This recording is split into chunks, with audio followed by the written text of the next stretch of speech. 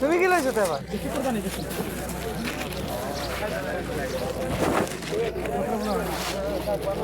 কি অবস্থা দিয়েছে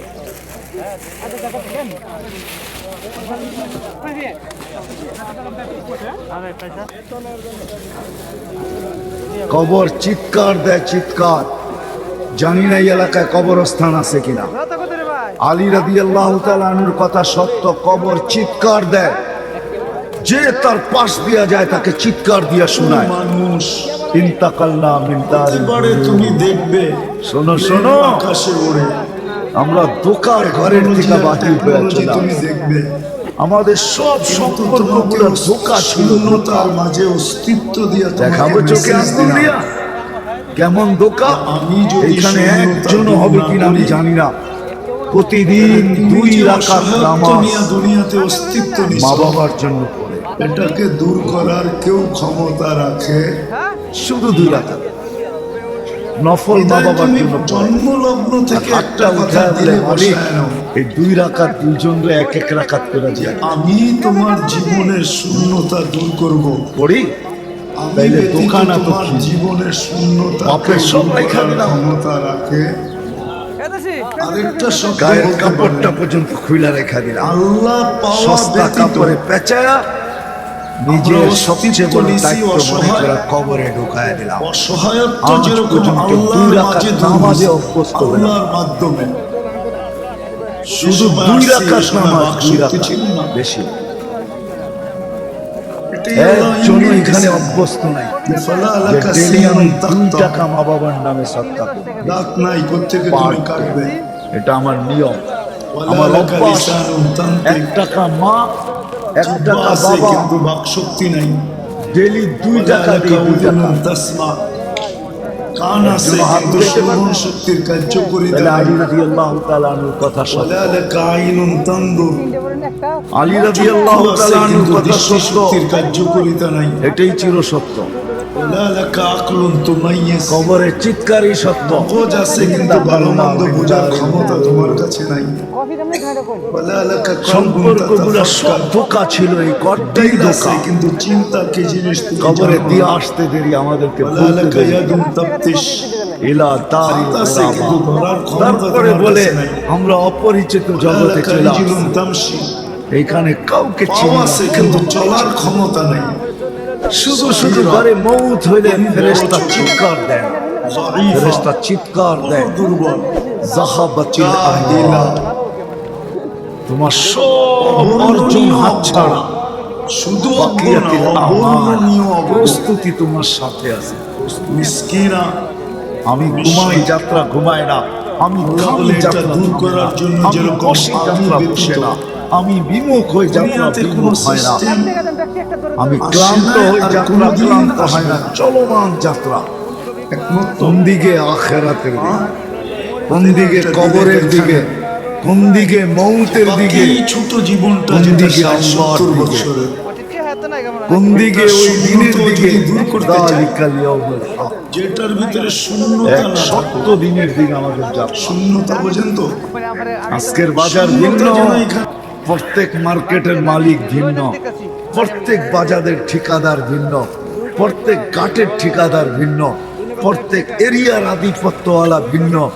আল্লাহ বলে ওই দিন আসতেছে মালিক ইয়াউমিদ্দিন, একটা দিন আসতেছে যেই দিনের মালিক আমি একা আর কেউ না। সত্য এটাই, আমরা জাতি আসেন কথা গুছায় নিয়ে আসতেছি। শুধু চলে গেলে চলবে না, পরিসমাপ্তি ঘটায় গেলে চলবে না। আপনি জানেন না এটার পিছনে আল্লাহ কি ব্যয় করছে, কি ব্যয় করতেছে। আপনার আমার অস্তিত্বের পিছনে কি লাগছে আর এখন কি লাগছে। ছোট একটা উদাহরণ দিলে যদি বোঝা যায়, 2020-এ বেশি দূরে না এখান থেকে, ঢাকা শহরে বেশি দূরে না, হাসপাতালের নাম বলবো না, আধা ঘন্টা অক্সিজেন 84,000 টাকা বিল। এখনো বাংলাদেশের মিডিয়া এটা লেখা আছে না নাই? হাসপাতালের নাম বলবো, জানি আমি নাম। আধা ঘন্টা অক্সিজেন কত বিল? 84,000 টাকা 2020-এর করুণায়, আর ডেলি নেই 550 মিনিট। যাত্রী আমরা, যাত্রার পরিসমাপ্তি আমার ইচ্ছা ছাড়া। আমি যত বড় ব্যক্তিত্বই বলি, একজনই ছিলেন যিনি চিরদিন থাকতেন, যিনার নাম মুহাম্মদুর সাল্লাল্লাহু আলাইহি ওয়াসাল্লাম। উনি ইচ্ছা করলে চিরদিন, উনি ব্যক্তিত্ব ছিল চিরদিন থাকার মতো, উনি থাকেন না। কেননা এটাই সত্য, এটাই আল্লাহর সিদ্ধান্ত। ইন্নী কাতাবতুল মাউতা আলা মান তাহতা আরশি আল্লাযী হাই লা ইয়ামুত ফাহুয়া ফাওকা আরশি। আমার আরশের নিচে যে আছে তাকে মরবে না। চিরঞ্জীব শুধু আমি, এটাই সত্য। বলবেন মালাকুল মউত কি মরবে? উনিও মরবে। ওনারটাও কিতাবে লেখা আছে, ওনার পালা যখন আসবে আল্লাহ থাকবে আর উনি থাকবে, আর কেউ থাকবে না। কেননা ওনার চিৎকারটা এত বিকট হবে, যদি কেউ থাকতো তাহলে চিৎকারে বুক ফাইটা মারা যেত। উনি একটা চিৎকার দিবে আর জমিনে পড়বে আর বলবে বিইজ্জাতিকা ওয়া জালালি, আল্লাহ তোর ইজ্জত আর জালালের কসম, লাউ আলিমতু সাকরাতাল মাউত মা কাবাসতু আরওয়াহাল মুমিনিন। মৃত্যুর এত যাতনা আমি যদি জানতাম, মোমেন মুসলমানকে এত কষ্ট দিয়ে নিয়ে আসতাম। প্রস্তুতি নিয়ে যেতে হবে, প্রস্তুত হয়ে যেতে হবে, গুছায় নিয়ে যেতে হবে। আমি শেষ জায়গায় চলে আসছি, যাত্রী কিন্তু আমরা।